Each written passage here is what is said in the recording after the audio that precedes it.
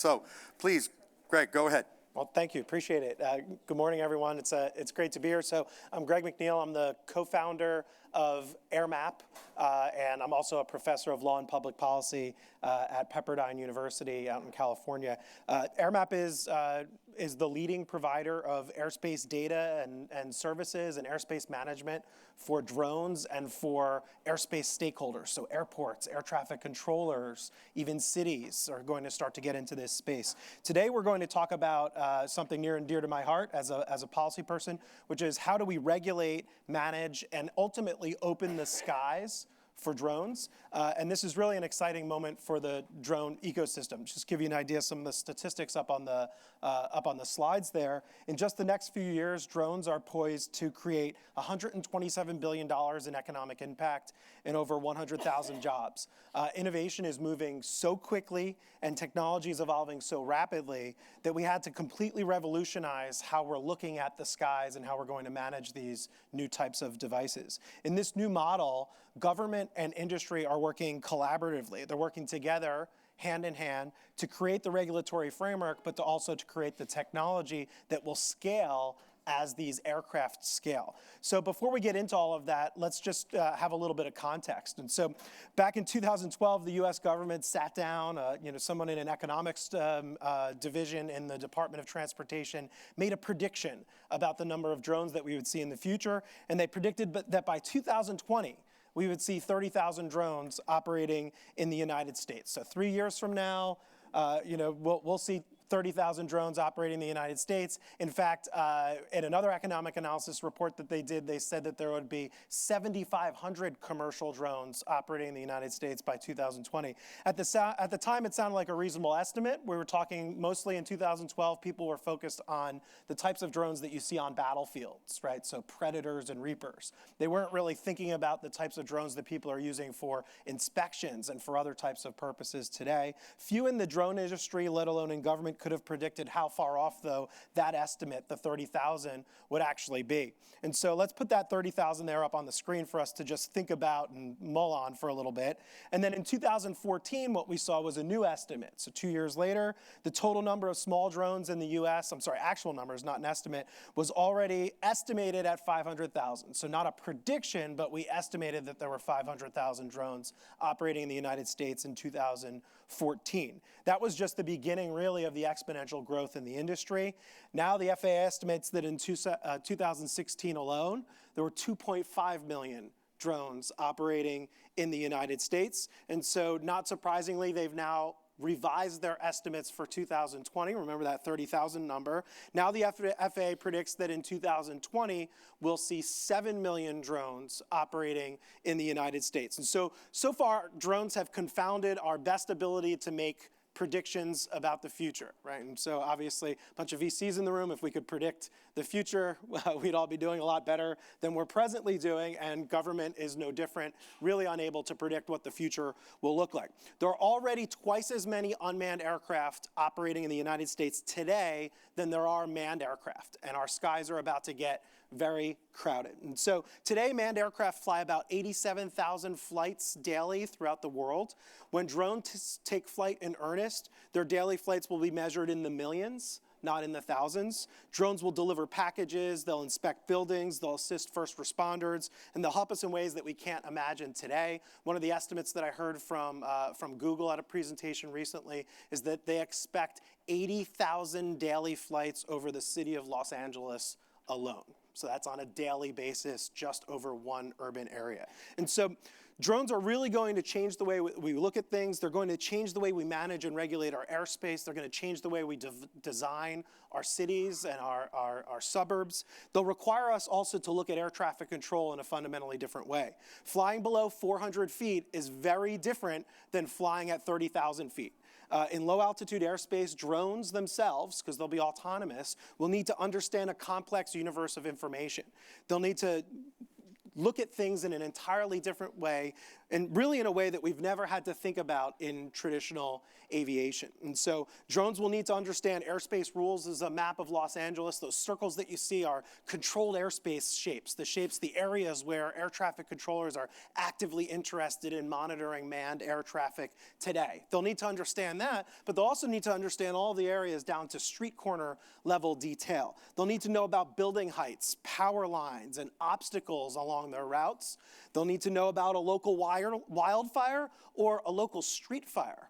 When that package delivery drone comes in to deliver at your home autonomously from the diaper order that you have on repeat on Amazon Prime Air, the drone's going to need to know that the house next door is on fire so that the diapers get rerouted along the way.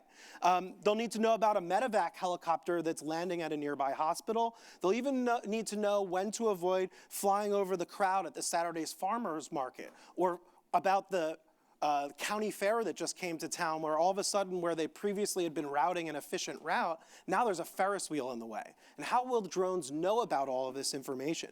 Our existing system of air traffic control is already outdated for manned aviation. It's certainly going to be outdated for unmanned aviation. Right? It's a very human manual process. It wasn't designed to manage this many flights at this level of complexity. It also isn't really prepared to welcome the autonomous drone. And so soon drones are going to think for themselves. They'll act without the influence of a human operator. And so to achieve more autonomy, what they're going to need are methods of communication that are based on exchanging data, not exchanging commands over a radio, verbal commands over a radio. They'll need algorithms to assess risk and choose the safest route. And just as your car needs a license plate, a drone will need an identity connected to the drone, connected to the operator, but distinct from the drone, the operator, and the owner of that drone, or the fleet operator. This means we need to completely rethink how we are managing our airspace to adapt to and anticipate the needs of unmanned aircraft. As it turns out, US regulators are starting to agree. And so what we're starting to realize is that our old methods of air traffic control won't work anymore. And while regulators might not have seen the rise of drones, or they might not have predicted it as well as they could have, they've realized that our old methods of air traffic control simply can't be copied and pasted into the future. And so NASA, the FAA, and industry are now working collaboratively, at interacting and discussing what that future regulatory environment should look like and what the systems of automation should look like. We in industry call this concept unmanned traffic management, or UTM. I just call it AirMap, but I'm a little partial. We believe this will be the single most important enabler of growing the drone economy. UTM is an air traffic management ecosystem that will allow drones to safely share the skies. You could think about it as routing aircraft in the same way that we route traffic on the internet. Multiple providers allowing for an interface and exchange of data and technology that will ensure that drones can get from where they need to go to their destination, avoiding obstacles and information along the way. UTM will facilitate a communications and data exchange. It will ensure that all of those types of things that a drone needs to know about are available to that drone and that are seamlessly exchanged in real time. So whether you're allowed to fly in a certain area or you need special authorization to fly in a certain area, all of that will have to be connected to the cloud and connected to drones. UTM really represents a completely new way of creating structure for a rising technology. What we're dealing with here is what I call collaborative acceleration.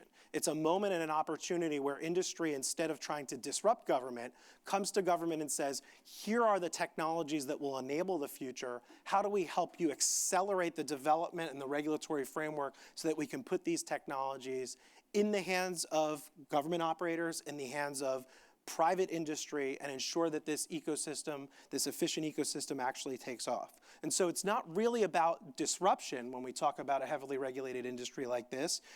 Drones can't take flight without an appropriate regulatory framework. Instead, it's about getting the right balance of regulation and innovation. So This is what makes UTM so different. It's so unique. By design, UTM is a public-private collaboration. It's facilitated by government. We're working with government through a series of workshops to get this information and to get the regulatory structure right. But ultimately, private companies will run this system. Private companies will provide many of UTM's critical functions, except for those things that are inherently governmental. And so they'll ensure harmonious data exchange between all participants in the airspace system. They'll deliver information about airspace constraints and requirements, real-time conditions, and other data to drone operators. And they'll communicate requests to operate and other information from drones back to the rest of the system. And multiple providers will be the mechanism by which we have redundancy and safety subject to a set of government-established standards. The drone industry has been deeply involved in the process of developing these types of regulations, and already we've been able to innovate more quickly than the world of aviation really has ever innovated before.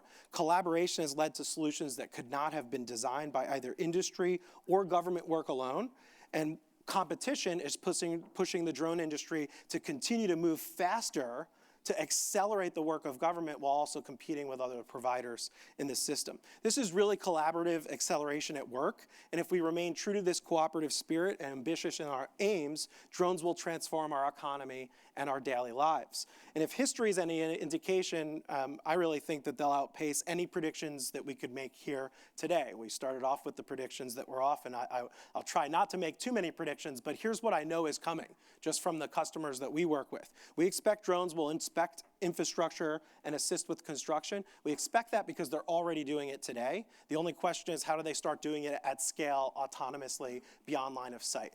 We can imagine drones that assist first responders and conduct rescue operations.